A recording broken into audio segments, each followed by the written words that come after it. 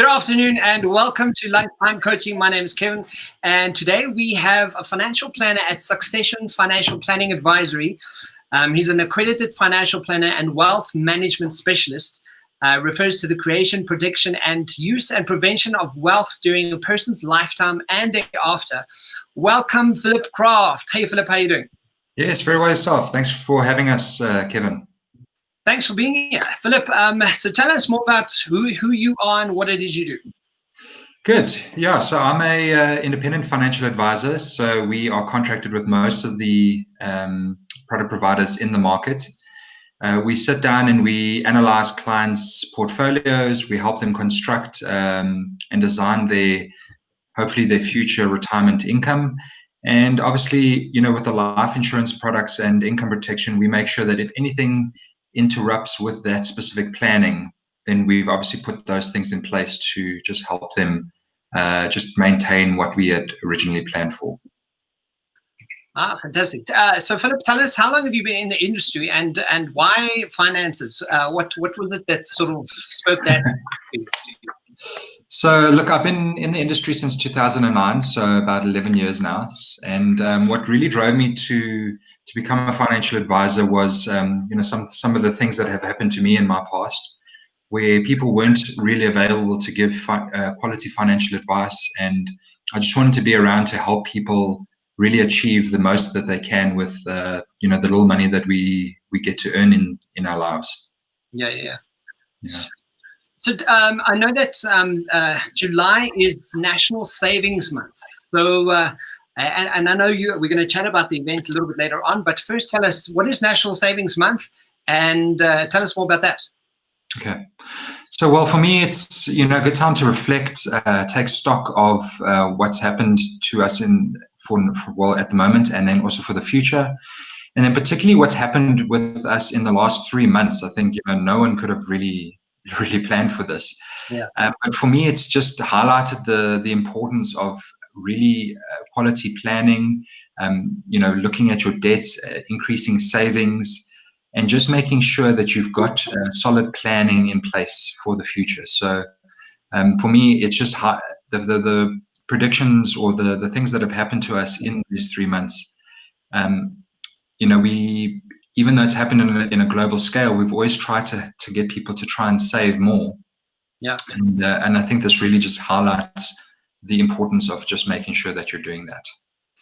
So, just off it's not part of my list of questions right now, but what I'm thinking sort of, because of the times and because of COVID, how I think that's probably one of the challenges you do experience at this point, where people are saying, well, how the hell am I supposed to save, and how do we do that? What tips do you have for us on having to be able to save at this time, or kind of budgeting, or where can we really work on that kind of thing?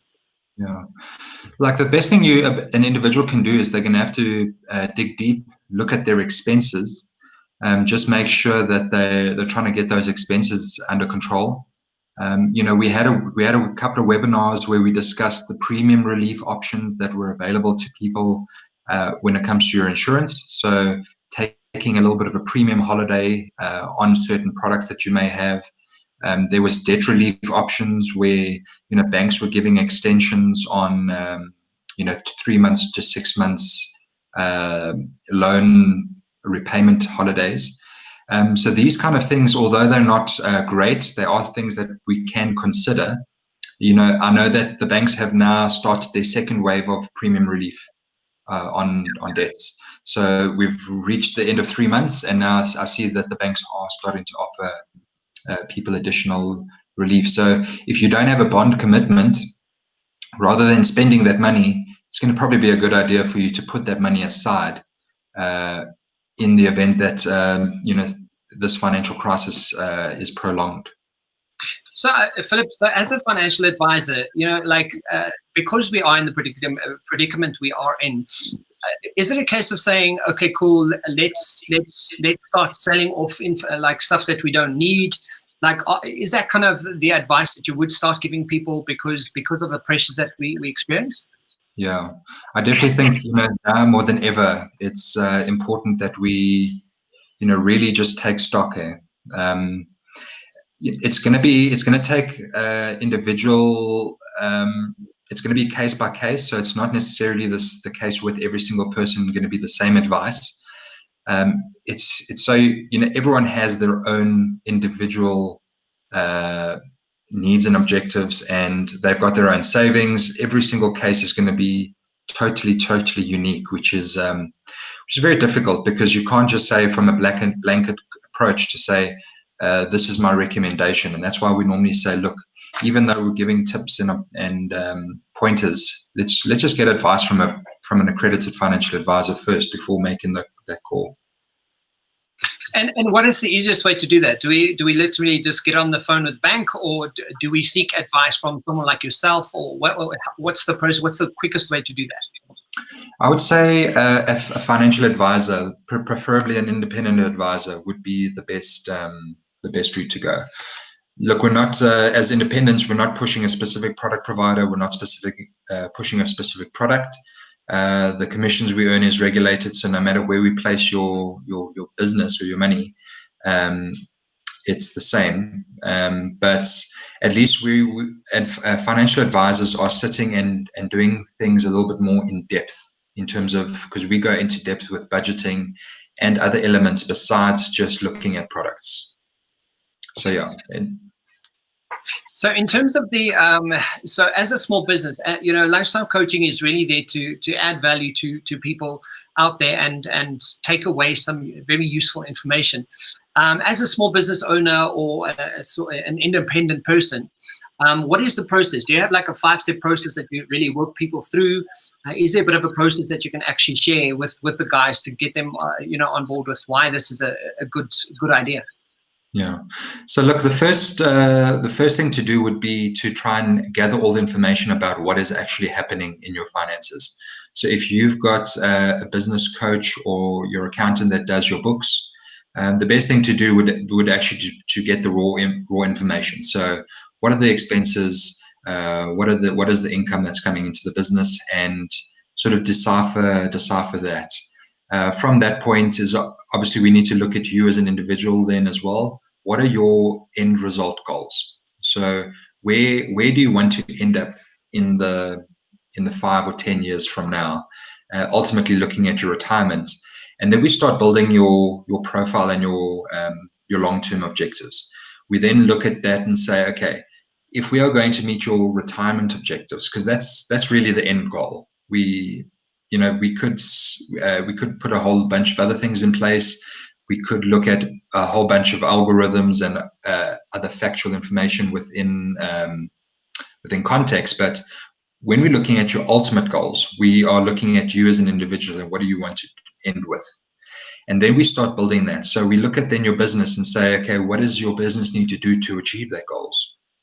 And so obviously we're not going to really give you tips and stuff on how to run your business, but at least telling you exactly how much of that income you would need to then try and put away. And then we could look at we give some tax advice where we would say, okay, well, if we increased your revenue by X amount, maybe it would be a good idea to put some of the money into an RA to avoid extra taxes. And that way we're busy looking at your personal needs and objectives, and then sort of just mixing the money around in order to pay less tax legally. Yeah. And just invest and save as much as we possibly can. Absolutely. Now, I know that you are putting together a bit of an online event that's happening. I think it's happening next week, Wednesday, if I got my dates correct.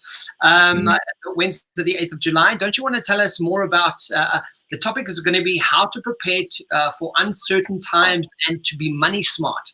Tell us about the event and tell us what you guys are going to be covering in this event. I know that you're going to be up with Veloshni Naidu, and yeah, she's going to be on the show as well later this week. So yeah, tell us more about the event and what that's about. Okay, so we want to just equip people with a little bit more information in terms of being prepared. So exactly what we're discussing now in terms of what's happened in the last couple of months.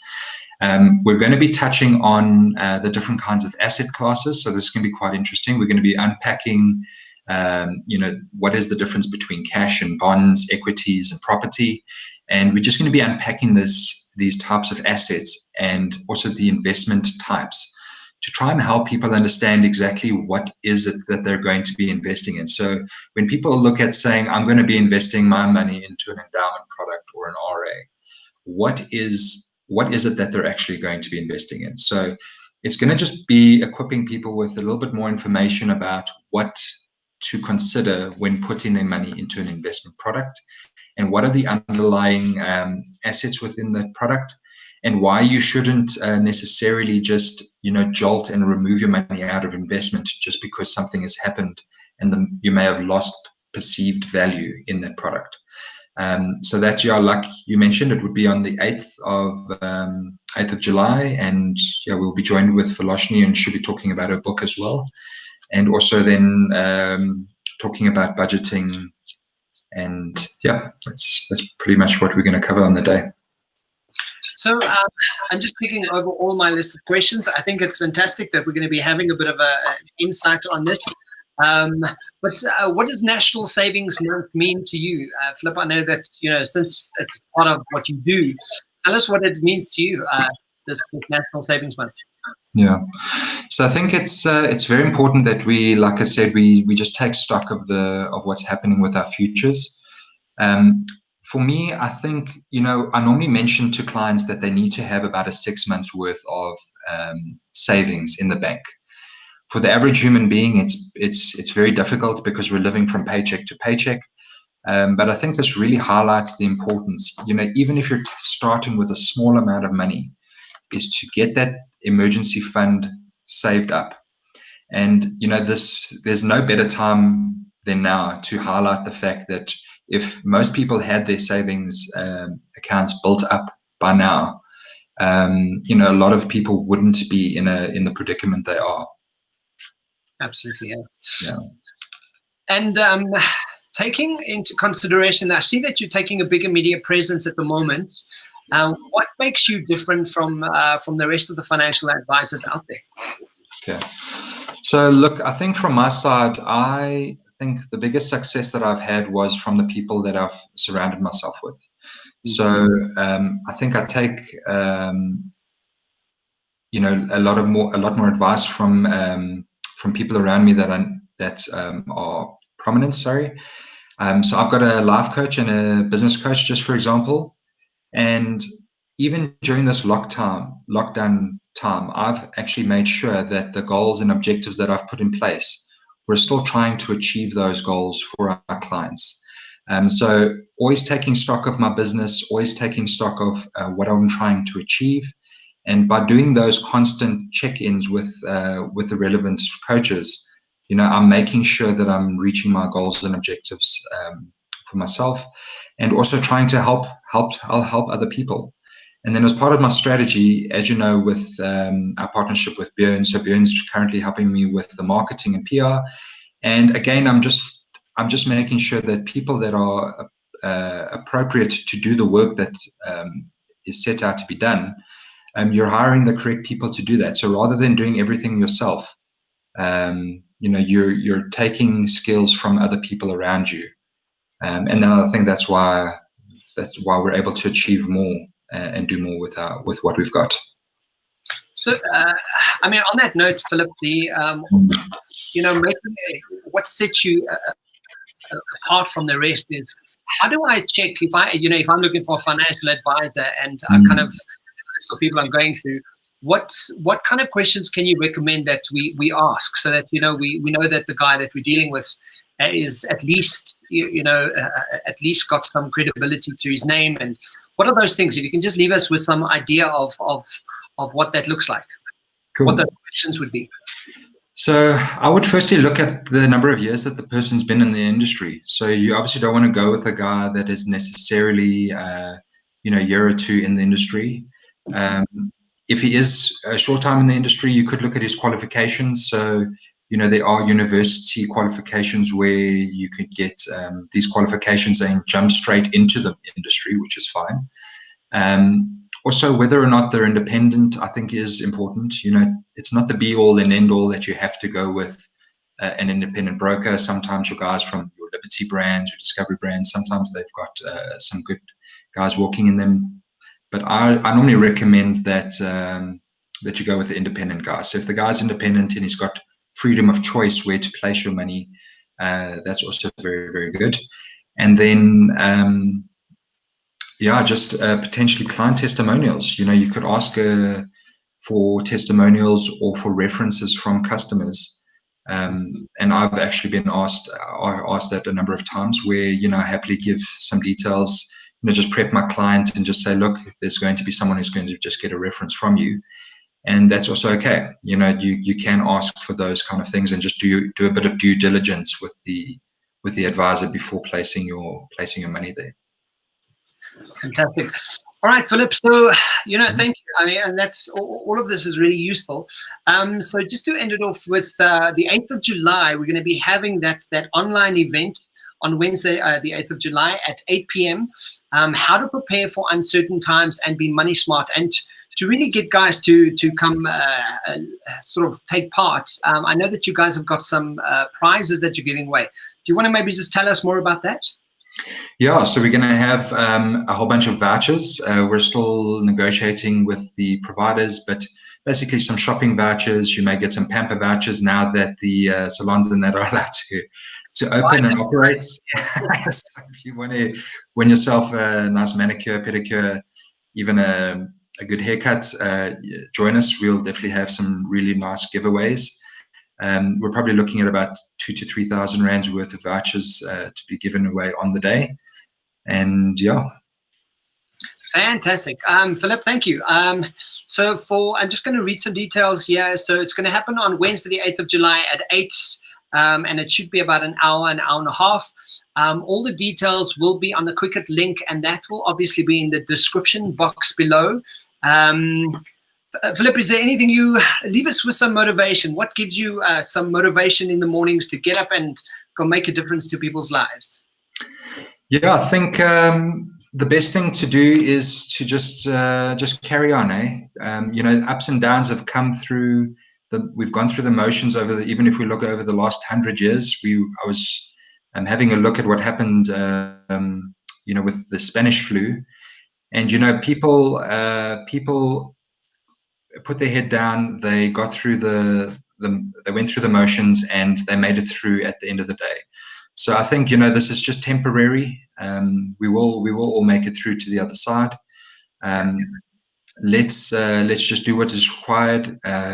Even with regards to the investments, it's not all doom and gloom. These peaks and troughs happen all the time, and it's just stick with your plan and make sure that you are not acting emotionally when it comes to your investments. Absolutely. Philip, thank you so much. I think that's wonderful advice. Keep focused, keep your eye on the goal, and keep your head down and keep going. I'm just going to leave with our feature leadership program. We have effective motivational leadership, where you can learn about the process of motivation, social needs, self-fulfillment needs, and the psychology of change. For more information, you can check that out on businessbydesign.co.za. And our quote for today is, look in the mirror, because that's your competition. Philip, thank you so much for everything, and thanks for joining us. Thanks for the useful information. And guys, all the information about the actual event's going to be in the description box below. So click on it, check out the Quicket link, and we hope to see you there.